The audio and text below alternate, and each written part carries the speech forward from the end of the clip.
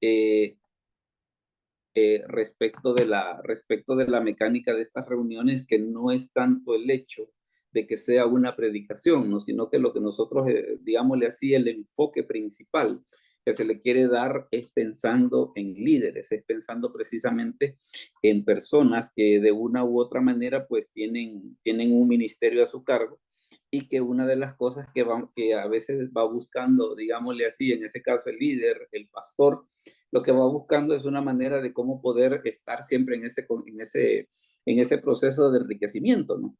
Entonces, en ese sentido, pues la participación de todos, las inquietudes de todos, las preguntas de todos, pues la verdad que van a ser bienvenidas, y van a precisamente, van a darle esa dinámica diferente que si solo escuchar, ¿verdad? Porque a veces el solo escuchar y más así en este caso que da la opción a distracciones, pues puede ser un poco, a la hora de las horas puede ser un poco complicado, pero la participación de todos se va a dar cuenta pues de que va a ayudar al enriquecimiento del tema que tenemos para hoy.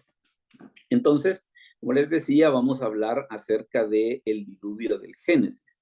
Y tal vez algunas de las cosas que vamos a ver es primeramente qué dicen las escrituras respecto del diluvio. Y fíjese que hablando acerca del diluvio hay unas ideas muy interesantes que nosotros podemos notar en las escrituras. Por ejemplo, fíjese de que en Génesis 6:22 las escrituras dan, digámosle así, dan una pista bien interesante sobre precisamente qué fue lo que pasó, o más bien decir cuál fue la actitud de Noé ante el diluvio. Hermana Brenda, si nos lee esa cita, por favor, de Génesis 6:22. Amén. Y lo hizo así Noé, hizo conforme a todo lo que Dios le mandó. Correcto.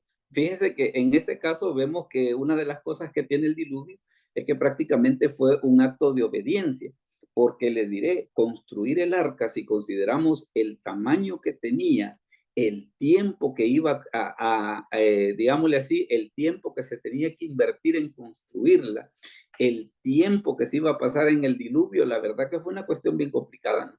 Y fíjese de que en este aspecto hay una cuestión bien interesante, en ese sentido la historia de Noé nos enseña. Es el hecho de que hay cosas que Dios las hace, hay cosas que nosotros hacemos. Vaya, por ejemplo, Dios no le dijo a Noé, mira, ahí está el arca hecha, sino que le dio las medidas y que le dijo, hace la voz, hace la voz. Pero ¿qué es lo que hizo Dios? Dios lo que hizo fue mandar el agua, Dios lo que hizo fue que los animales llegaran de dos en dos, justo como se le había dicho que los tenían que meter, y entonces es que se da toda esa mecánica que nosotros vemos en el diluvio, ¿no? Pero en ese aspecto es un milagro bien interesante, porque ni Dios lo hace todo, ni Noé lo hace todo, sino que cómo se trabaja en conjunto. Y ese es un detalle que es bien importante. En este caso, si lo vemos desde el punto de vista de Noé, qué fue lo bonito de todo esto? La obediencia. La obediencia. Y fíjese que también, por ejemplo, en Hebreos 11:7 hay otro pensamiento bien interesante. Hermano Jaime, si nos lo lee, por favor, Hebreos 11:7. Con gusto, pastor, palabra de Dios. Por la fe Noé, cuando fue advertido por Dios acerca de cosas que aún no se veían, con temor preparó el arca en que su casa se salvase, y por esa fe condenó al mundo, y fue hecho heredero de la justicia que viene por la fe. Palabra de Dios. Gracias. Entonces, ¿qué es lo que nosotros notamos? Primero fue un acto de obediencia, ¿no? El hecho de que Noé no dijo, mira, ahí no podemos hacer el arca más pequeña y no podría buscar a otro. Y en lugar de poner a hacer peros, ¿qué fue lo que dice la escritura? Noé lo hizo todo como Dios se lo mandó. Ahora, cuando dice de cosas que aún no se veían, en el caso del diluvio se da una situación un poco curiosa. Era el hecho de que hasta antes del diluvio nunca había llovido, sino que lo que menciona la escritura que sucedía era que salía un vapor de agua que era el que regaba la tierra. Entonces, seguramente, bueno, y aunque hubiese llovido, definitivamente que era una cuestión bien difícil de decir de que, mira, va a llover y va a ser una inundación universal, y todos los que estén afuera del arca se van a morir. Mire, como que estaba un poco difícil de decir, vamos a creer todo eso, pues. Entonces vemos de que en ese aspecto, definitivamente no solamente es un acto de obediencia, sino que también es un acto de fe, respecto de esta situación de que Noé hizo caso a lo que Dios le dijo, ¿no? Luego fíjense que también hay otra cosa que, por ejemplo, dice Primera de Pedro 2:5. Hermano Marvin, ¿será que nos lee esa cita, por favor? De Segunda de Pedro 2:5. Ok, buenas noches. Buenas Segunda noches. Pedro 2:5. Y si no perdonó al mundo antiguo, sino que guardó a Noé, pregoneró la de justicia con otras 7 personas, trayendo el diluvio sobre el mundo de los impíos. Correcto, porque fíjese que otra de las cosas que también Noé hizo durante todo el tiempo que se le mandó fue predicar. Ese fue otro detalle bien interesante, por eso es de que menciona el apóstol Pedro, de que Noé era pregonero de justicia. Claro, más de alguien le ha de haber dicho, mira, vos estás loco, ¿va? ¿Cómo vas a creer de que semejante cosa va a ocurrir, de que va a caer toda esa cantidad de agua, que va a exterminar toda la vida sobre la tierra? Bueno, con que para nosotros en este momento no deja de resultar un poco imposible, ¿va? No digamos en la época de ellos, pues era seguramente como para que de Noé se burlaran de lo lindo, ¿va? Pero ¿qué es lo que sucede? Con todo y eso, vemos de parte de Noé esa acción de que dice la Escritura que fue un pregonero de justicia con otras 7 personas. Y fíjese que también está esta otra cita, mire, la de Mateo 24, del 37 al 39. Hermano Hernán, si nos hace el favor de leer esa cita, por favor. Mateo 24, del 37 al 39. Es la última que estaba. Hermano Hernán, hola. Mateo 24, 37 al 39. Amén, pastor. Más como en los días de Noé, así será la venida del Hijo del Hombre, porque como en los días antes del diluvio estaban comiendo y bebiendo, casándose y dando en casamiento, hasta el día en que Noé entró en el arca, y no entendieron hasta que vino el diluvio y se los llevó a todos. Así será también la venida del Hijo del Hombre. Amén. Correcto. Entonces, ¿qué es lo que sucede? Precisamente la historia de Noé también en ese sentido tiene un paralelo con los tiempos finales, porque dice que la gente comía, dice comiendo, bebiendo, casándose y dándose en casamiento, porque básicamente lo que estaba pasando era de que todo el mundo vivía como que nada iba a pasar. Hay que decir, no, hombre, mire, si ya, ¿cómo van a creer que semejante cosa va a pasar? Hombre, si este no es, lo que pasa que como él está loquito, por eso es que se mete a hacer todo ese tipo de cosas, ¿no? Que es una situación muy parecida, por ejemplo, a la que nosotros podríamos vivir en la actualidad, ¿verdad? Con la cuestión de, por ejemplo, hablar acerca del arrebatamiento de la iglesia, de la tribulación. Hay una serie de cosas en las que cuando eso vaya a suceder, la gente va a vivir como que nada va a pasar, como que todo va a ser igual. Mire, si ya pasó hace tanto, de que hasta mentira puede ser, pues. Entonces vemos en este aspecto cómo las escrituras nos hablan acerca de 4 cosas relacionadas con el diluvio. Primero, es un acto de obediencia, es un acto de fe, es un acto de predicación y es un acto también es un acto profético, por aquello que estábamos comentando hace un momento, de que cuando sean los tiempos finales, básicamente se va a dar la misma situación, que en los días de Noé. Ahora bien, fíjese de que vamos a ver otra situación y que esto vale la pena que nosotros podamos tener en cuenta. ¿Y cómo era la situación antes del diluvio? La situación antes del diluvio, fíjese de que hay un capítulo que en las escrituras es bien interesante y es el capítulo 5 del libro de Génesis. Yo creo, y empezando por mi persona, de que en algún momento el capítulo 5 del libro de Génesis debe de parecernos aburrido, ¿va? De que tantos nombres que se ven allí, bueno, mire, y todos esos nombres que hacen allí. Así como hicimos en el estudio pasado, simplemente la imagen que usted va a ver es el capítulo 5 metido en una hoja electrónica.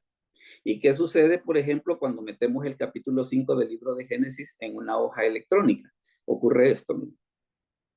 Lo que usted ve allí es la gráfica desde Adán hasta Noé. Pero entiéndase en este caso hasta Noé, hasta el momento en el que comenzó el diluvio. Entonces, ¿qué es lo que sucede? Tenemos que desde el momento que las escrituras comienzan a contar hasta el momento del diluvio, ¿qué es lo que sucede? Hay 1656 años. Después del diluvio todavía Noé vivió otra cantidad de años más, que era lo que veíamos en el estudio anterior.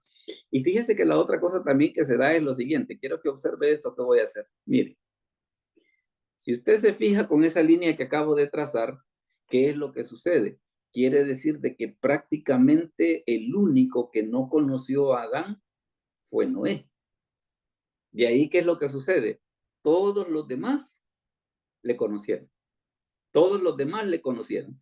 Entonces, ¿qué es lo que pasa? Set, Enos, Cainán, Mahalaleel, Jared, Enoc, Matusalén, Lamec, todos ellos conocieron a Adán. El único que no lo conoció fue Noé. Pero ¿qué era lo que sucedía? Pero Noé tenía toda esa gente que sí había conocido a Adán y que le podían decir, hey, mira, fíjate de que el primer hombre que vivió sobre la tierra vivió 930 años y nos contó cómo era que se vivía en el huerto del Edén y toda la cosa y todo lo que pasó ahí adentro. Entonces, ¿qué es lo que pasa? El capítulo 5 del libro de Génesis tiene prácticamente esa situación de que desde Adán hasta el diluvio, ¿qué es lo que nosotros vemos? Que el conocimiento se iba transmitiendo de padres a hijos, ¿verdad? El conocimiento se iba transmitiendo de padres a hijos. Claro, acá solamente estamos viendo la genealogía que para el libro de Génesis importaba, pero ya usted se puede imaginarlo, toda la descendencia que había en ese momento, definitivamente de que había un montón de testigos sobre qué era lo que estaba ocurriendo en ese momento. ¿Alguna inquietud o alguna pregunta sobre este cuadrito que estamos viendo? ¿Algún comentario que quieran hacer al respecto? Algo que les llame la atención sobre él, antes de que sigamos. Pastor, Dígame. en el caso de Enoch, creo, no sé por el corte de su edad, ¿en qué se basa? Porque según entiendo, a él se lo llevó Dios sin morir. Correcto, pero el corte está entre el momento del nacimiento hasta el momento que fue llevado. Entonces solamente dice que él vivió 365 años y después de los 365 años se lo llevó Dios. Entonces ahí es donde se da por qué es que la gráfica en el caso de él es tan pequeña. Pero ya en el caso de los demás, pues usted puede darse cuenta de que ponerles las velitas de cumpleaños como que era un solo lío para, imagínense, por ejemplo, en el caso de, le voy a agrandar un poquito para que pueda ver por acá, miren. Vaya, por ejemplo, en el caso de Adán, que tenemos 930 años, en el caso de Set 912, Enos 905, Cainán 910, Mahalaleel 895, Jared 962. Este fue el único bicho, ¿va? Enoc. Ya de ahí Matusalén, que vivió en 969, Lamec, que fue el papá de Noé, 777, y Noé, pues, que vivió desde el momento que nació hasta el momento del diluvio, 600 años. 600 años. Esa tal vez es una situación un poco curiosa que nosotros vemos de eso, ¿no?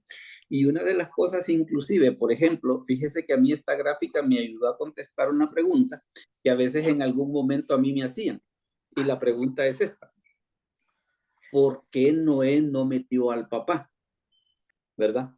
¿Por qué Noé no metió al papá? Y la respuesta es de que no, porque el papá murió 5 años antes. ¿Ve? Porque en el caso de Lamec, que es el que está a la par de Noé, murió en el año 1651 y el diluvio fue en el año 1656. Entonces, ¿qué es lo que sucede? Al papá Noé no lo metió porque ya había muerto, ¿verdad? Por aquella, dígame. Pastor, disculpe, pero según esa gráfica, el abuelo Matusalén de Noé murió el mismo año que él. No, Matusalén murió en el mismo año del diluvio. Murió en el mismo año del diluvio. Le voy a agrandar un poquito. Vaya. En el caso de Lamec, estamos hablando que fue hasta el 1651. Matusalén vivió hasta el 1656, que es el mismo año del diluvio. Solamente que hay una cosa, que el diluvio no comenzó como que dijéramos el 1 de enero, sino que pasó mes y medio del año 1656 antes de que el diluvio comenzara. Entonces prácticamente Matusalén murió en ese periodo de ese año de la vida de Noé, antes del diluvio. Entonces, ¿qué pasaba? El papá y el abuelo ya estaban muertos. Pero ¿por qué tendrá el corte entonces Noé en el 1656, igualito que Matusalén? Ah, correcto, porque ahí esta gráfica no está contando toda la vida de Noé, sino que solamente está contando desde Adán hasta el diluvio. Ah, Hasta ahí, ok. hasta ahí, hasta ahí. Ya si quisiéramos hacer el ejercicio, habría que ver precisamente la gráfica que vimos la vez pasada, ¿va? La semana pasada. Que la gráfica que vimos la semana pasada, ¿qué es lo que sucede? Comienza a contar después del diluvio, o sea que sería continuación de esta, ¿va? Está después del diluvio y de ahí, por ejemplo, sale que Noé vivió 350 años más, Sem vivió 500 años más, pero ese ya es lo que se desprende del capítulo 10 y del capítulo 11 del libro de Génesis. Ahorita que estamos únicamente en el 5, ¿qué es lo que sucede? Tenemos de que al hacer la suma de todos estos caballeros desde Adán, cuando se comienza a contar su edad, hagamos la salvedad, o sea que ya cuando él peca y las escrituras comienzan a contar el tiempo para él, entonces, ¿qué es lo que sucede? Desde ese momento hasta el momento del diluvio hay 1656 años, ¿verdad? Hay 1656 años. Si a alguien le pregunta a usted, bueno, mire, y esa gráfica de dónde se la han sacado, es el capítulo 5 del libro de Génesis metido a una hoja electrónica. Eso es todo. O sea, ahí no hay mano peluda ni cosa que se parezca. Es sencillamente el capítulo 5 del libro de Génesis en una hoja electrónica. ¿Verdad? Pastor, una Diga. consulta, perdón la interrupción. No, Algo que no me queda claro o se me ha olvidado con respecto a la gráfica A que ver, creo que hace meses también nos la mostró de los antidiluvianos. Solamente con la que estamos viendo ahorita en pantalla, ese 1042 de SET, 1140, 1235, ¿es el año de qué? le voy a explicar. Bye. Agarremos por ejemplo el caso de Mahalaleel. Él nació en el año 395. Vivió 895 años, que si usted se lo suma a los 395, entonces él murió en el año 1290. Ese es como el total prácticamente. No, sino que comenzando desde que nació hasta que murió. Así vendría a ser el total, sí. Considerando como el punto de partida el momento en el que se comienza a contar la vida de esta gente, que prácticamente desde el momento que Adán y Eva pecan, ya las escrituras comienzan a contar años. Mientras estaban en el huerto no se cuentan años ni nada. Luego, por ejemplo, si usted quiere ver ese otro caso, el de Jared, que es el que está a la par, él nació 460 años después de que las escrituras comienzan a contar la vida de Adán. Él vive 962 años. Y si esos 962 se los suma a los 460 que ella tenía, entonces Jared murió en el año 1422. Es como, por así decirlo, el año en el que murieron. El año en el que murieron, es correcto. El año en el que murieron. Y básicamente toda la gráfica sigue esa lógica. Entonces, por eso es que tenemos nada más el punto de partida. Las escrituras en este caso no cuentan el tiempo que ellos vivieron en el huerto, aunque hay una estimación, pero nada más es una estimación loca. Hago la salvedad, no hay ninguna cita bíblica que lo diga. Hay una estimación loca, dígame. Y me imagino que no lo cuentan porque antes del pecado original ellos eran, bueno, no eran eternos. No hubieran muerto. No hubieran muerto. No. Es básicamente el pecado original el que marca el inicio de la cuenta regresiva de su vida hacia la muerte. Así es. Prácticamente, si ellos no hubieran pecado, ahí estarían ellos y nosotros. Quizás todos estaríamos ahí, ¿verdad? Pero como se dio ese problema del pecado, entonces a partir de ese momento del pecado, es una de las cosas que se comienza a hacer, se comienza a contar. Y eso es precisamente lo que nosotros vemos en el libro de Génesis en el capítulo 5. Al ver el capítulo 5 del libro de Génesis, prácticamente nos resulta esto. Dígame, otra cosa más. A ver. Prácticamente la parte inferior de cada barra es la fecha de nacimiento, la superior es la fecha de muerte y el numerito que está en medio es la edad, ¿verdad? Correcto, así es, así como lo acaba de decir. Abajo el nacimiento, arriba la muerte y en medio los años de vida. Eso es, ¿verdad? Entonces, ¿qué es lo que sucede? Ahí es donde sale esa situación que les comento de que, por ejemplo, ¿qué es lo que sucede? En el caso de Lamec, él murió 5 años antes del diluvio. Y en el caso de Matusalén, prácticamente vivió en el mismo año del diluvio, pero como el diluvio no empezó propiamente al inicio del año, sino que pasó 1 mes y 15 días, como ya lo vamos a ver.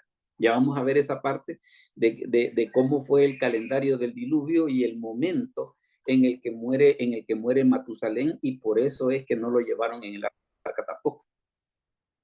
¿Verdad? ¿Algo otra inquietud antes de que sigamos? ¿Todos estamos bien?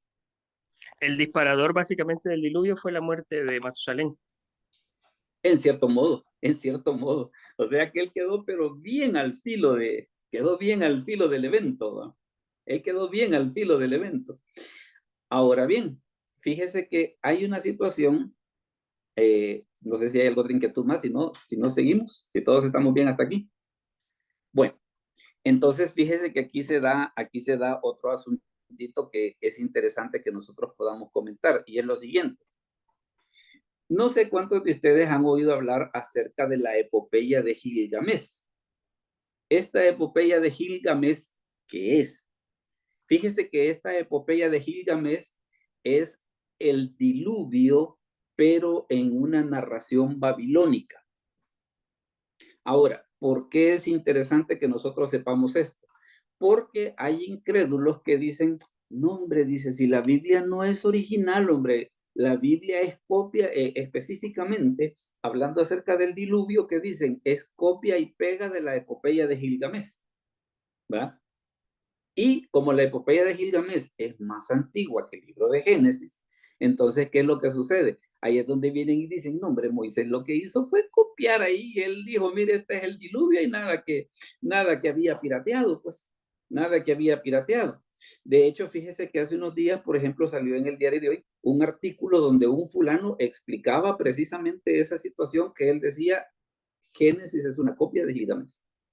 Entonces, ¿qué es lo que sucede?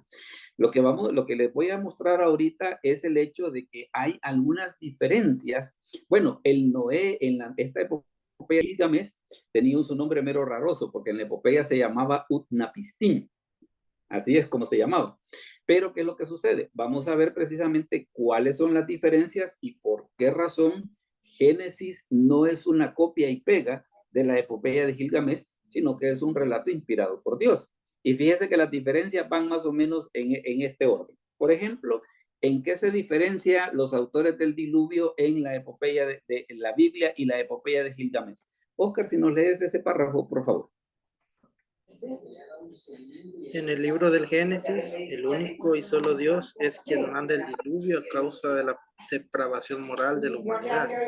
En el relato babilónico, el diluvio es enviado a causa de la imprudencia de Enlil y en oposición a la voluntad de otros dioses. Correcto. Entonces, ¿qué es lo que sucede? Vemos de que en el relato bíblico solamente Dios es el autor. En la narración babilónica hay 3 dioses que están involucrados en esa situación. Entonces, si fuera cierto eso de que Génesis es una copia de la epopeya de Gilgamesh, mire, aquí ya tenemos una primera diferencia. Luego hay una segunda diferencia respecto del anuncio del diluvio, sobre cómo está en la Biblia y cómo está en la epopeya de Gilgamesh. Veamos en este caso, hermano Mario Rogel, si nos ayuda por favor con ese otro párrafo, el anuncio del diluvio. En Génesis, Dios mismo advierte a Noé que construya un arca y concede a la humanidad un plazo de 120 años para que se arrepienta. En el relato babilónico, el diluvio es mantenido en secreto por los dioses, pero Utnapishtim, el Noé babilónico, recibe la insinuación del desastre venidero de parte de Ea, sin el conocimiento de Enlil. O sea que según la narración de la epopeya de Gilgamesh, el Noé babilónico se enteró del diluvio porque como quien dice, mira, yo no te lo quería decir, va, pero te lo digo para que sepas, va. Nada que ver en ese aspecto con las escrituras. Luego fíjense que hay una tercera diferencia entre lo que es la Biblia y lo que es el relato de la epopeya de Gilgamesh. Y fíjese de que aquí se va a dar otra situación y tiene que ver, por ejemplo, con el arca y sus ocupantes, el arca y sus ocupantes. Hermano Jorge Ramos, ¿será que nos puede leer el tercer párrafo que he puesto ahí? Amén. Dios les bendiga. Dice la palabra en Génesis, el arca es de 300 por 50 por 30 pisos y lleva a 8 personas, 2 de cada animal inmundo y 7 de cada animal limpio y alimentos. En el relato babilónico, el arca es de 120 por 120 por 120 codos. Tiene 9 pisos y lleva a la familia y los parientes de Unapitsim. El barquero, al barquero, todos los ¿sí? artesanos o doctos, la simiente de todas las criaturas vivientes y todo el oro y la plata del personaje principal. ¿Verdad? Entonces, ¿qué es lo que sucede? Se va dando cuenta de que ya a la hora de las horas, esos que dicen, ay, que mire, es que Noé solamente fue a copiar, pirateó de la epopeya de Gilgamesh. No, mire, hay diferencias bien importantes y fíjese que esas diferencias, ¿qué es lo que sucede? Esas diferencias hacen, entre otras cosas, por ejemplo, que el relato bíblico sea más coherente. Porque vaya, por ejemplo, esto de que en la epopeya de Gilgamesh el arca era cuadrada, un objeto cuadrado para navegar es imposible, mientras que las medidas que da las escrituras, vaya, por ejemplo, la Biblia dice que el arca medía 300 codos de largo por 50 codos de ancho. Si usted hace la división de 300 entre 50, le da 6. Ese 6 es precisamente un índice de navegación, de que, entre otras cosas, indica que el arca era una embarcación estable. Bueno, también es así de que, por ejemplo, en pruebas de laboratorio, digamos, las maquetas del arca de Noé han sido sometidas a olas de 50 metros y las hubieran resistido perfectamente, ¿va? A pesar de que en el diluvio, por no haber continentes donde chocar el agua, pues entonces, no, digámosle así, el agua era bastante tranquila.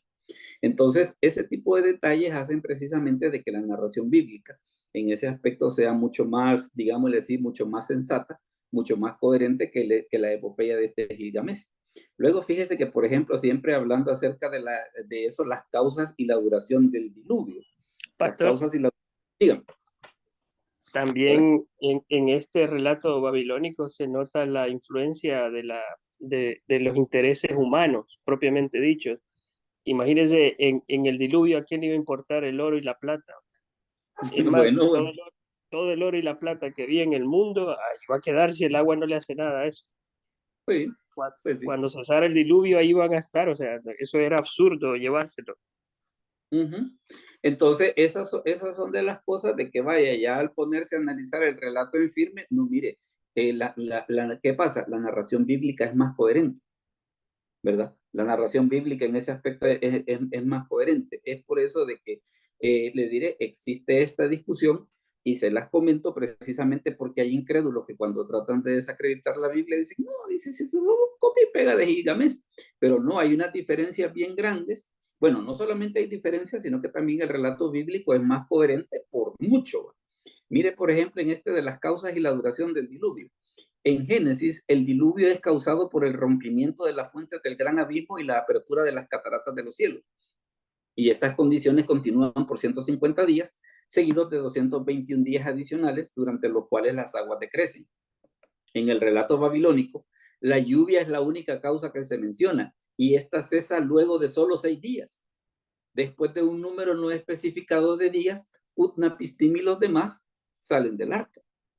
Entonces, ¿qué es lo que sucede? Imagínense si un diluvio solo iba a durar 6 días nada más, como que es ilógico armar tanto escándalo precisamente para una cosa que solo iba a durar 6 días. Ahora, estamos hablando de que qué es lo que hace que la narración bíblica sea más coherente, porque estamos hablando que iban a destruir toda la vida que había sobre la tierra. Entonces, para eso se necesitaba muchísimo tiempo más. Pastor, Luego, dígame. si usted suma 150 días de lluvia más 221 días en que se secó esa agua, hacen 371 días. Si Correcto, usted le resta los 365 días que normalmente tiene un año, le quedan los 6 que dicen los babilónicos.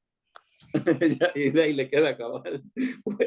Buena observación. Mire, ya vamos a ver el calendario del diluvio, vamos a ver cositas bíblicas que le van a ayudar a entender esa situación y también, por ejemplo, en qué momento pudo haber muerto Matusalén.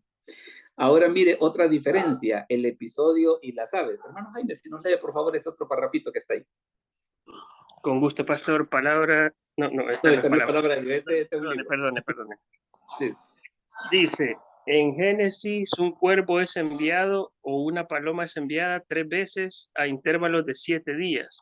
En el relato babilónico, una paloma es enviada primero, luego una golondrina y finalmente un cuervo a intervalos no especificados. El relato babilónico no menciona la hoja de olivo. Correcto. Entonces son de las situaciones en las que claramente se ve que hay unas diferencias abismales entre una cosa y la otra. Luego mire la última diferencia. En Génesis, el Señor recibe con benignidad el sacrificio ofrecido por Noé. Le otorga a este y a su familia la capacidad de multiplicarse y llenar la tierra. Enfatiza la santidad de la vida humana y promete no destruir otra vez la tierra mediante una inundación. En el relato babilónico, dioses hambrientos se reunieron como moscas sobre el ofrendante, porque habían sido privados de sacrificios por tan largo tiempo. Se origina una querella entre Enlil y Ea, que fueron los dioses que supuestamente hicieron el diluvio, y finalmente Enlil bendice a Utnapishtim y a su esposa, después de haber sido reprendido por Ea, debido a su irreflexión al provocar el diluvio. Utnapishtim y su esposa son recompensados siendo hechos dioses y son llevados al reino de los dioses. Nada que ver con la Biblia. Nada que ver con la Biblia. Entonces, es importante que nosotros conozcamos esto porque le digo, hay incrédulos que dicen, no, dice si la Biblia es copia y pega de Gilgamesh. No es cierto. Hay unas diferencias tan grandes, hay unas diferencias tan abismales. ¿Y por qué Noé y por qué Moisés escribe el relato de la manera como lo hace? Porque Moisés, inspirado por el Espíritu Santo, sabía que muchas de las cosas que están en la epopeya de Gilgamesh no son correctas. Entonces, ¿qué es lo que sucede? Entre otras cosas, tenemos en el libro de Génesis un relato más coherente, un relato más bíblico, más científicamente defendible, y como esa observación que hacía Jaime, ¿no? En el sentido de que el relato bíblico como que está libre de intereses humanos. ¿Y cuál era la idea de subir el oro y de todo modo? ¿Qué vamos a poder hacer con él? Si afuera no iba a haber nada, pues. Afuera no iba a haber nada. Entonces ahí tenemos esa situación de que nosotros podemos ver de que definitivamente el relato bíblico es inspiración divina y no es copia y pega de relatos de ninguna otra parte. Ese es un detalle que es bien interesante que nosotros podamos conocer. Luego fíjese que se da esta situación, hablando un poquito acerca del arca. Fíjese de que hay quienes han dicho, y déjeme comentarle esto, por curioso que parezca, yo le aseguro que para muchos de nosotros, hasta antes de este momento, creíamos que el diluvio es universal, pero existe una tendencia a creer y una tendencia equivocada que el diluvio no fue universal, sino que fue local, ¿verdad? Pero uno de los argumentos que precisamente está en contra de semejante idea es el hecho de que si el diluvio hubiera sido local, ¿y para qué hacer el arca? Pues, perfectamente le hubieran dicho a Noé y a su familia, mira, el diluvio va a llegar hasta aquí, solo hacete un poco para allá y nos evitamos el arca. Pues. Entonces, ¿qué es lo que pasa? El hecho de que se necesitase un arca para escapar de cosas semejantes, ¿a qué es a lo que apunta? A que el diluvio no es local, sino que el diluvio es universal. Y este es le digo, usted va a escuchar esa discusión de que hay quienes dicen que el diluvio fue local, y en el caso de nosotros, pues que sostenemos esa posición de que el diluvio es universal. Miren en este caso, por ejemplo, cuando nos habla acerca de las medidas del arca. Oscar, si lees, por favor, esa cita. Génesis 6:15. Y de esta manera la harás, de 300 codos la longitud del arca, de 50 codos su anchura y de 30 codos su altura. Correcto. Fíjese que eso es esto que usted va a ver, ya va a ver qué interesante es. Y ya en medidas de las de nosotros, y cómo es el arca, la capacidad del arca. Agarrando todas esas medidas, el área, el volumen y el espacio, oiga, tenía una superficie total de cubierta de unos 88,905 metros cuadrados, lo que equivale a un poco más que el área de 20 canchas de baloncesto universitarias comunes, y un volumen total de 39,500 metros cúbicos. El tonelaje bruto del arca, que es una medida del espacio cúbico más bien que del peso, siendo en este caso una tonelada equivalente a unos 2,83 metros cúbicos de espacio útil para almacenamiento, era de unas 13.960 toneladas, lo cual la colocaría perfectamente dentro de la categoría de los grandes transatlánticos de la actualidad, equivalente a 522 vagones de trenes modernos. ¿Cómo la ve? ¿Alguna opinión al respecto sobre todo ese trabalenguas que le acabo de decir? ¿Hola? Sí, prácticamente que si hubiera sido así como que, como dice la mayoría de opositores, que fue un diluvio local, pues no se hubiera necesitado, no hubiera requerido un arca de esas dimensiones, pues. No, ese es el asunto, que le digo, usted va a escuchar a mate a alguien que dice que el diluvio es local, pero ¿y qué sentido tenía hacer un arca así de grande si la inundación iba a ser local? Pues bastaba que le dijeran a Noé, mira, fíjate que el agua va a llegar hasta aquí. Ah, bueno, porque los que defienden el diluvio local, antes en el colegio de teología, le cuento, había un profesor que defendía el diluvio local. Entonces él explicaba así muy teológicamente, ¿va? Así como sale en la película de Cecil B. DeMille de los 10 mandamientos cuando se abre el mar, ¿va? De que se hacían los muros de agua. Él decía de que Dios así contuvo el agua para que el agua no se desplazara. Entonces, vaya, aún asumiendo que eso hubiera sido verdad, mire, ¿y para qué hacer el arca? Pues? Bastaba que le dijeran a Noé, no, mira, fíjate que el diluvio va a llegar hasta aquí, hace un poquito payasito, y todos felices y contentos. Entonces, ¿qué es lo que pasa?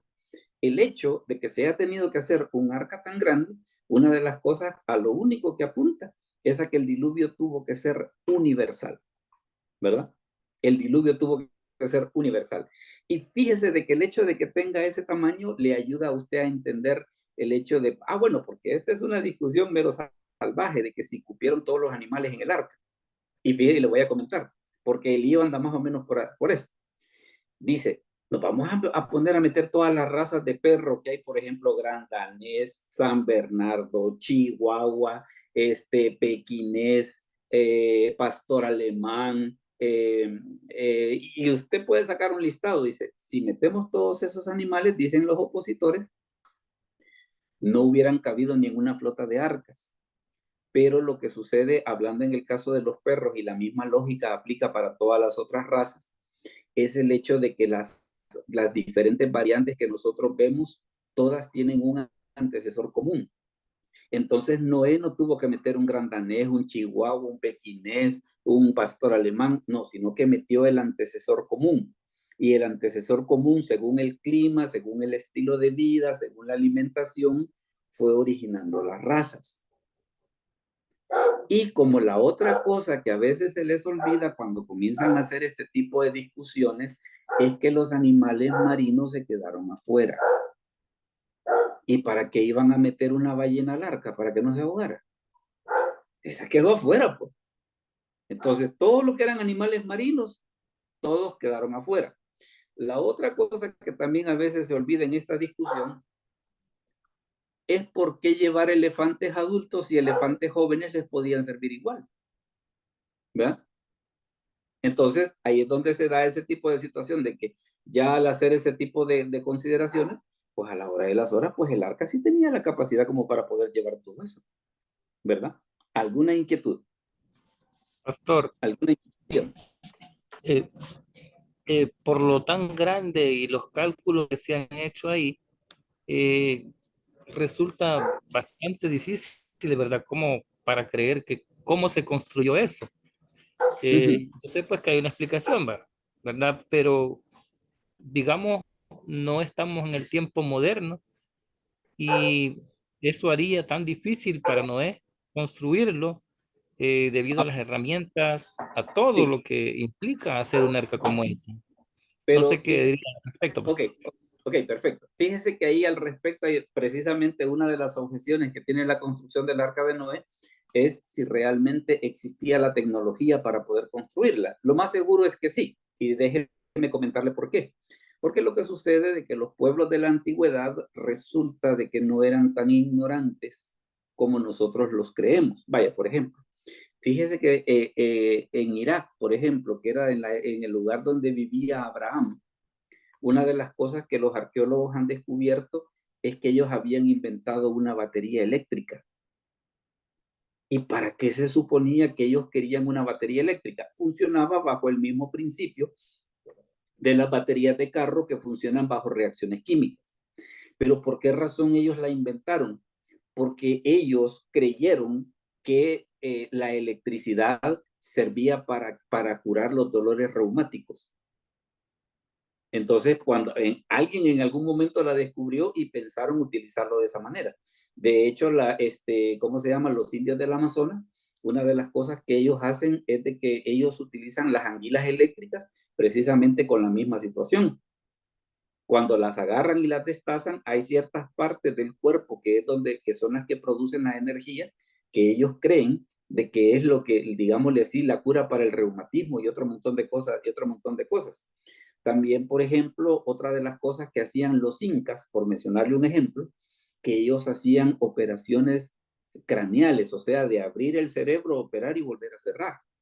Entonces, ¿qué es lo que sucedía? A la hora de las horas, los pueblos en la antigüedad no eran tan tontos como nosotros los queremos hacer creer.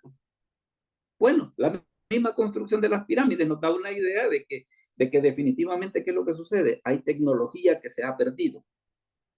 Pero el que la tecnología se haya perdido no quiere decir que en algún momento no existió o que hubiese sido imposible, ¿verdad? Entonces, por eso, a la luz de todo ese tipo de situaciones, se ve de que no era una situación, si lo vemos tecnológicamente, no era tan imposible construir el arca. Ahora, otra cosa que, por ejemplo, a veces se discute, si el arca la construyó Noé y su familia ellos solitos, lo más probable es que no. Lo más probable es que no. Lo más probable, y es la opción que tienen algunos, es que a mate a alguien ellos le han de haber pagado, ¿va? Sin que creyeran en el proyecto, pero vaya, ya veas, a veces, por ejemplo, cuando se están construyendo templos, ¿va? De que vienen y que se contratan electricistas, fontaneros, gente que inclusive hasta son inconversos, ¿va? Pero como por la paga vienen y hacen el trabajo. Entonces, seguramente, entre la gente que creía, vaya, había gente que creía en el proyecto, había gente que no, ¿verdad? Entonces, ¿qué es lo que sucede? No es de que Noé y sus 3 hijos, ellos solitos la hicieron, ¿verdad? No, seguramente debió verse involucrada mucha más gente. Eso téngalo por seguro que sí. Debió verse involucrada mucha más gente. ¿Algo otra inquietud antes de que... A ver, hermano Jaime Rivas, le veo con la mano levantada. Díganme. Gracias, pastor. Dos comentarios. El primero, que al igual como usted me desarrolló el tema de las razas de perros, igual las razas humanas, si apenas fueron, ¿qué? 8 personas. Todas las razas que tenemos actuales derivaron de esas 8 personas. Un argumento alineado y soportando lo que usted mencionó de los perros. Y ya se lo voy a ampliar después de su comentario, porque ahí hay un punto, en esto que acaba de decir hay un punto bien importante, pero termine el comentario. Y el siguiente, pastor, a mi parecer, Dios se va revelando paulatinamente al hombre. Digamos, que querer argumentar de que el diluvio fue local a partir de lo que en un futuro iba a suceder cuando fue el paso del pueblo de Israel por el Mar Rojo, es lógico, ¿no? Pero Dios se va revelando paulatinamente al hombre. Si nos ponemos así de creativos, yo podría decirle, mira, ¿y para qué fue el diluvio? ¿Para qué fue el arca, mejor dicho? El diluvio hubiera ocurrido, se hubiera muerto toda la humanidad y hubiera resucitado a 8 y se acabó. Ajá, hubiera podido existir esa solución. Lo que pasa, y por eso veíamos la cita esa, de que el diluvio en alguna medida es como un mensaje para los tiempos finales. Y ese es un detalle bien importante. Ahora, lo que usted menciona de las razas es bien interesante, porque fíjese que más de algún bayunco dice de que en el caso de los hijos de Noé, uno era rubio, ojos azules, el otro era morenito y el otro era amarillo y con los ojos chinitos. No, todas esas cosas que nosotros vemos de dónde surgen, de el clima en el que la gente vive, el estilo de vida, la alimentación, pero ¿por qué, por ejemplo, un negrito se puede tener hijos con una asiática y no hay problema? Porque a nivel de cromosomas, todas las razas pertenecemos a la misma especie. Por eso es que no hay ningún problema. ¿verdad? Por eso es de que, vaya, y a veces nosotros vemos casos de que, mire, ¿cómo es posible que esa muchacha rubia y todo se casó con un negro así como Kanye West, y toda la cosa así? ¿Cómo pudo ser eso? Porque los dos pertenecen a la misma raza humana. Por eso es que eso es posible. Claro, todas esas razas, ¿de dónde provinieron? De las familias que estaban ahí adentro del arca. Todas provienen de ese lugar. Pero ¿qué es lo que sucede? Como sus cromosomas no han cambiado, lo único que ha cambiado es, por ejemplo, de que, vaya, por ejemplo, en el caso de los vikingos, una de las cosas que ellos comían mucho era carne cruda. Entonces eso los hacía, entre otras cosas, que fueran más altos. En el caso de los asiáticos, pues ellos comen mucha cosa sancochada y toda la cosa. Entonces hay una serie de situaciones que ya a la hora de las horas explican por qué es que hay diferencias tan abismales en la raza. Ese es el asunto. Déjenme ver si no hay alguna pregunta por acá. Si todos estamos bien, digo yo. Luego, fíjese que déjeme comentarle otra situación, la duración del diluvio. Aquí va a haber dos situaciones. Va a ver cómo fue la mecánica del diluvio y en qué momento fue que murió Matusalén. Porque vaya, hay dos citas y las dos citas son estas. Hermano Mario Rogel será que nos lee las dos citas, Génesis 7:11 y Génesis 8:14. Amén. El año 600 de la vida de Noé, en el mes segundo, a los 17 días del mes, aquel día fueron rotas todas las fuentes del grande abismo, y las cataratas de los cielos fueron abiertas. Génesis 8:14, y en el mes segundo, a los 27 días del mes, se secó la tierra. Correcto. Entonces, el diluvio comenzó, dice, en el año 600 de la vida de Noé, en el mes segundo, a los 17 días del mes, y terminó en el año 601, en el mes segundo, a los 27 días del mes. ¿Qué periodo está comprendido ahí? Lo que sucede es esto.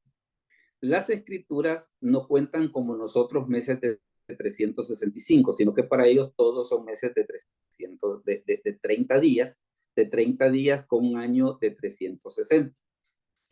Teniendo en mente esa lógica, como dice que el diluvio comenzó en el mes segundo a los 17 días del mes, quiere decir que ya habían pasado 16 días. Para que terminara el mes segundo, hacían falta 14 días. Luego, faltaban 10 meses, o sea, 10 por 30, son 300 días para que terminara el año 600 de la vida de Noé. Pasó el primer mes del año 601 de la vida de Noé y 27 días después, en el mes segundo, fue cuando se secó la tierra. Entonces, por ejemplo, cuando veíamos el cuadro, bueno, ¿y cómo es eso que Matusalén murió en el mismo año del diluvio? Pues sí, pero es que el diluvio comenzó hasta el mes segundo a los 17 días del mes. Quiere decir de que Matusalén prácticamente tuvo un mes y 16 días para morirse. Por eso fue que no lo metieron en el arca tampoco. Y otra cosa, el hecho de que el diluvio haya durado tanto, eso le explica a usted por qué el diluvio debió ser universal. Y esta es una de las cosas en las que quiero insistir, porque le digo, hay gente que tiene esa idea que el diluvio no fue universal, sino que fue local, pero nuestra posición de cristianos es de que sí, el diluvio no fue local, sino que el diluvio fue universal.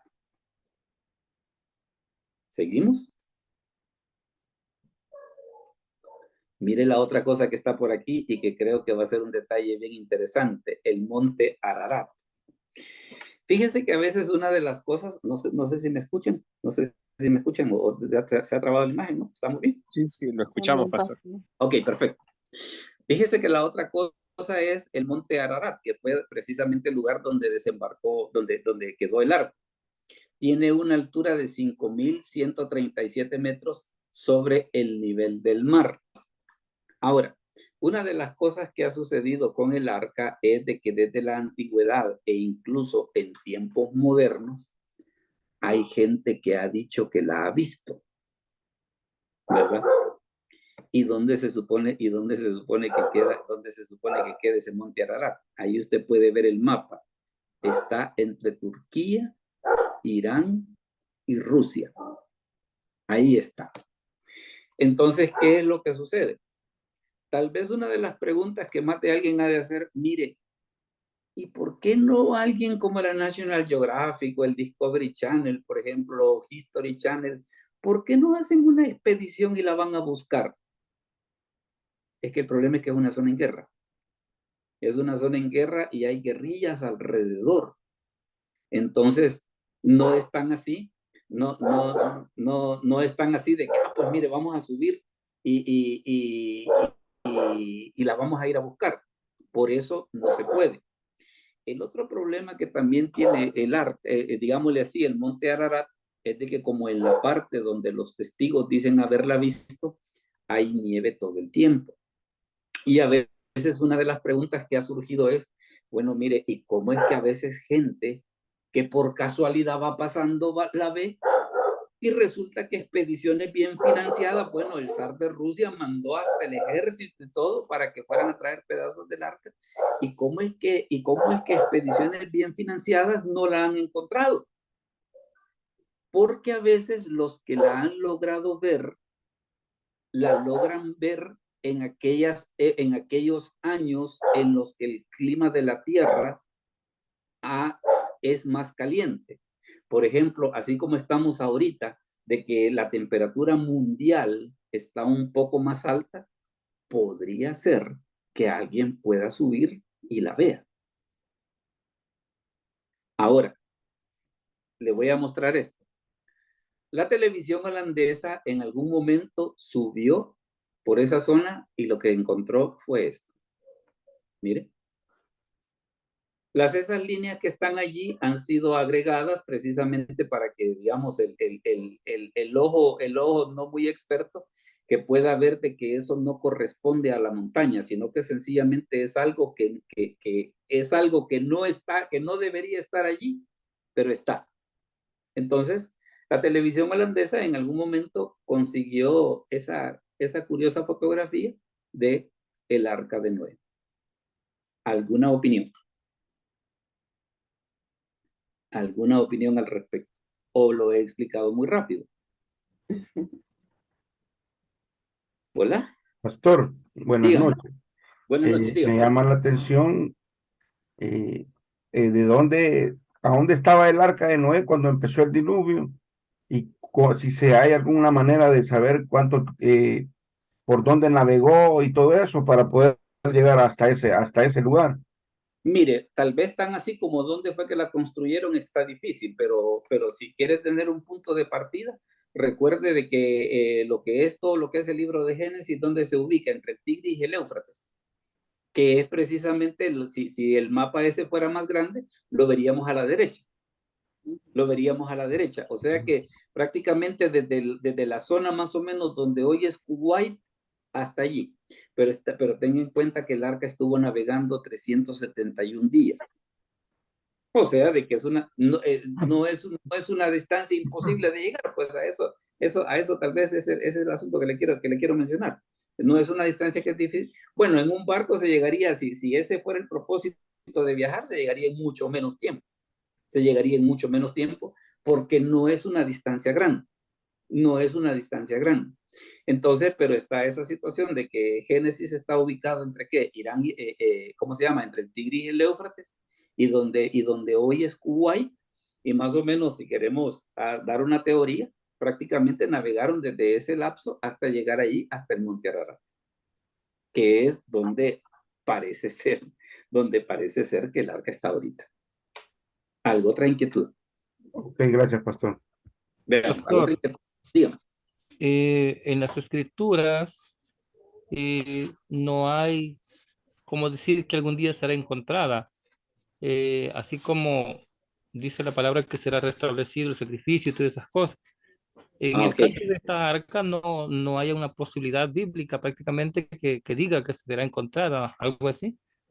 No, pero fíjese de que nada más es una suposición, hago la salvedad, es una suposición que como el arca es comparada con la venida del Señor, algunos suponen que cuando eso vaya a ser, el arca va a ser visible precisamente para testimonio de que lo que la Escritura decía era verdad. Pero no hay un pasaje bíblico que lo diga, sino simplemente es una suposición. Es una Pastor. suposición. Permítame, la hermana María Lidia creo que tenía una pregunta antes y después vamos. A ver, hermana María Lidia. Sí, gracias, hermano. Sobre la pregunta que acaba de hacer el hermano, es interesante porque Jesús dijo que si nosotros callábamos, aún las piedras hablarían. La geología está reflejando mucha información, están encontrando muchos vestigios de lo que ha sido la historia bíblica. Entonces, el arca podría ser parte de esos vestigios. Pero la razón por la que levanté la mano es porque allí por la década de los 80, apareció un artículo de la NASA que es un satélite que detectó un material de madera en medio de la nieve del Ararat. Entonces, ¿cómo es posible que hubiese madera en medio de la nieve? Y decían, no pueden ser tallos de árboles porque al estar nevado no hay vida ni siquiera vegetal ahí. Tiene que ser otra cosa, y eso fue lo que les llamó la atención y empezar a investigar. Dicen que todo lo que han visto es como una esquina, como desde un satélite, desde luego, como si claro. estuviera inclinada, y lo que han visto es un ángulo de algo que no saben qué es, solo saben por los análisis que han hecho que es madera, y no podría ser madera viva, así es que es interesante, y lo demás ya usted dijo, es una zona conflictiva que si unos quisieran subir, los otros no lo permiten. Y encima de todo, pues hay intereses mucho más, casi diría yo, de potestades que no permiten que esto salga a luz ya.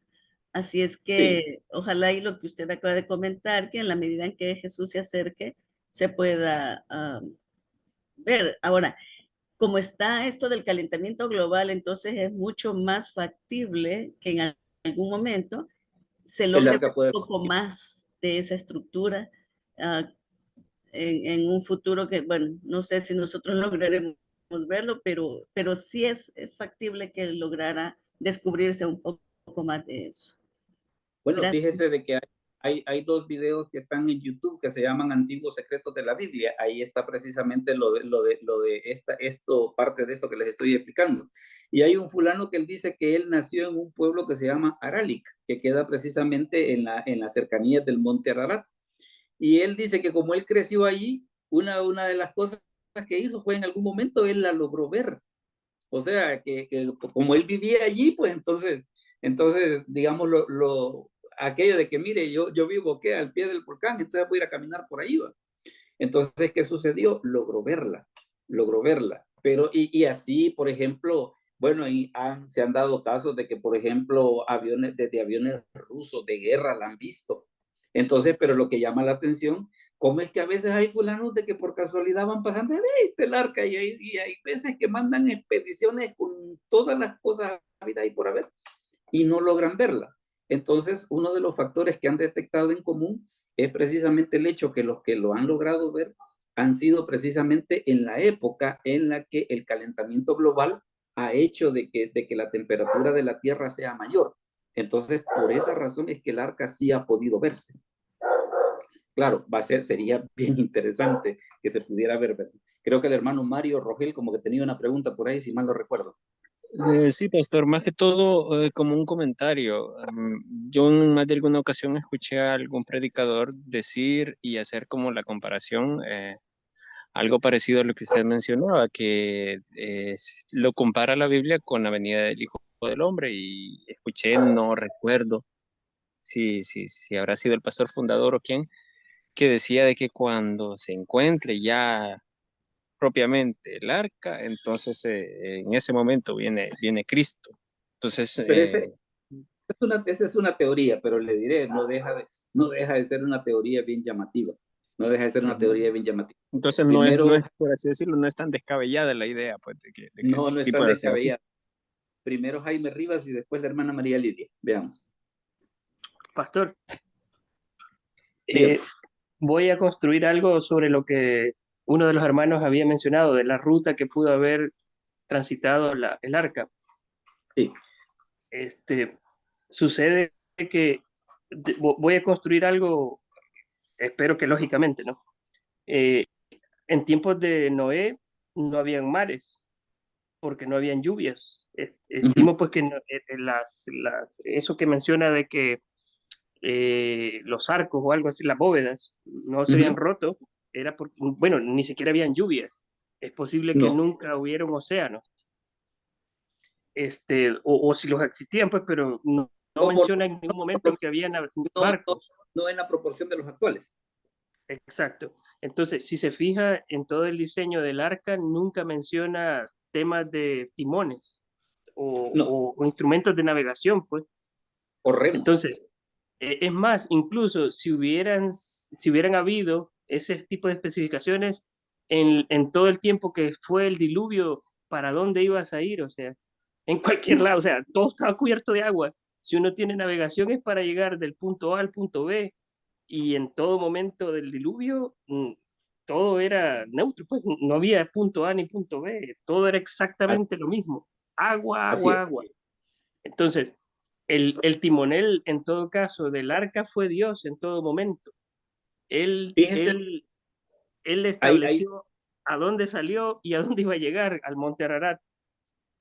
Ahí en parte se ve la cuestión esa que dice el Señor de que el viento sopla de donde quiere, dice, mas no sabe ni de dónde viene ni hacia dónde va, dice, y así es todo aquel que es nacido del Espíritu.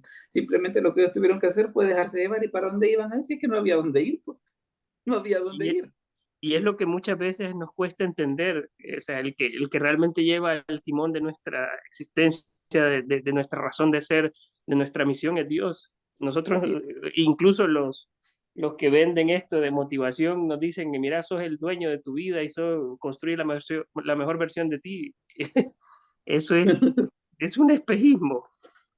Claro, claro que sí. Veamos. Hermana María Lidia, dígame, que usted estaba con la mano levantada. Sí, una vez más, respecto de los mares, en el versículo 10 de Génesis 1 fueron creados los mares, o sea, lo que pasa es que había una sola masa de tierra, al parecer, y una sola masa de agua. Nada más ese acotamiento. Y en relación con el arca, ¿por qué no aparece?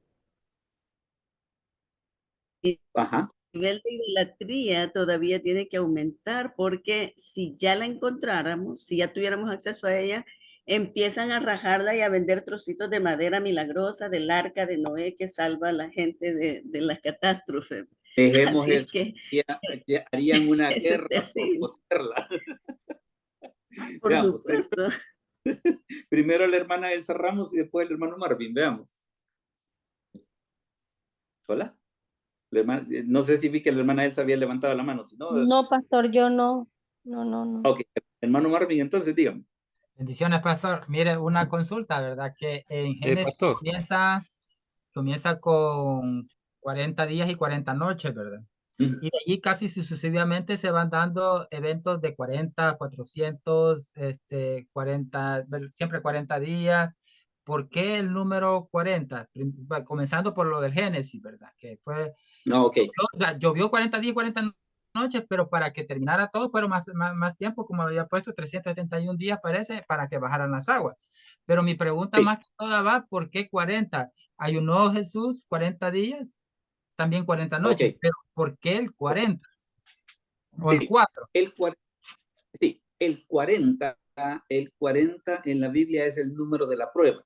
Y precisamente ¿cuáles son los pasajes? Uno es ese, por ejemplo, de que el agua subió durante 40 días. El otro que también usted menciona que también sirve de base, que Jesús ayunó 40 días. Los 12 espías fueron enviados 40 días a espiar la tierra prometida, y por no creer que Dios se la podía dar, le dieron 40 años de andar rondineando por todos lados. Entonces, el 40, basado precisamente en ese tipo de situaciones, se considera que es el número de la prueba, ¿verdad? Esa es la razón. Veamos alguna última pregunta antes de anunciarles el tema para la próxima semana. ¿Alguna última pregunta? Sí, pastor. A ver. Fíjese que el hermano ahí decía que no habían mares. En Génesis, no sé si estoy equivocado, pero en Génesis 1:20 Dice, dijo Dios, produzcan las aguas seres vivientes y aves que vuelen sobre la tierra y la tierra de expansión de los cielos. Y creó Dios los grandes monstruos marinos. Si dice que creó los monstruos marinos, es porque había mares, pero no sé cuál sea su respuesta ahí, pastor. No, es que es probable que sí lo habían, pero no con las características de los actuales, ¿verdad? Porque una de las cosas, por ejemplo, que tienen los mares actuales es que tienen, vaya, por ejemplo, la fosa de las Marianas, por decirle algo, que es la profundidad más grande que nosotros conocemos, que estamos hablando de 11 kilómetros. Entonces la fosa de las Marianas es el lugar más profundo. Pero bueno, es tan profundo que usted inclusive echaría el Everest y todavía no lograría salir, le harían falta 3 kilómetros más para que salga. Entonces, ¿qué es lo que sucede? Se ve que sí habían mares, pero no como los actuales, porque una de las cosas que se ve en el libro de los Salmos, que una de las cosas que Dios hizo para, digámosle así, ya para empezar a bajar el agua, fue que empezó a levantar montañas por un lado y a hundir por otro lado. Entonces, ¿qué fue lo que sucedió? El agua, al darse ese movimiento que subía de un lado y bajaba del otro, comenzó a moverse hacia las partes más bajas, ¿verdad?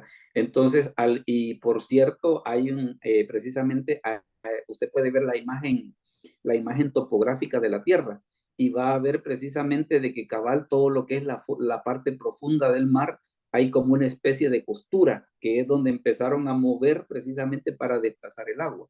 Entonces, seguramente que sí lo habían, pero no con las características de los actuales. Esa tal vez es la diferencia, no con las características de los actuales. Amén, pastor. Bien, hay un montón de cosas que creo que usted puede ver de que vaya, a veces hay quienes dicen, mire, y Dios, ¿por qué no castiga el mal? Ahí tienen el libro de Génesis de que sí lo hace. Ese es un detalle bien importante. Pastor. El tema que tenemos, dígame. Hola. Sin duda, pastor, que todo esto del diluvio fue respuesta de Dios a todo el poder que desplegó el mal, ¿no? En su momento. Sí, claro. A partir del pecado original, no puedo decir se salió de control porque siempre Dios tiene control de todo, pero llegó a tal punto que tuvo que ser un borrón y cuenta nueva. Y si el pecado y el mal pueden ser poderosos, pues más poderoso es Dios siempre. Ah, claro. A grandes males, grandes remedios, como dice el dicho popular. Sin lugar a dudas. Mire, ese es el tema que tenemos para la próxima semana. Mire, Elías, un creyente con depresión, porque vamos a ver un pasaje en el que el gran hombre de Dios que hacía llover fuego del cielo en algún momento se quiso morir.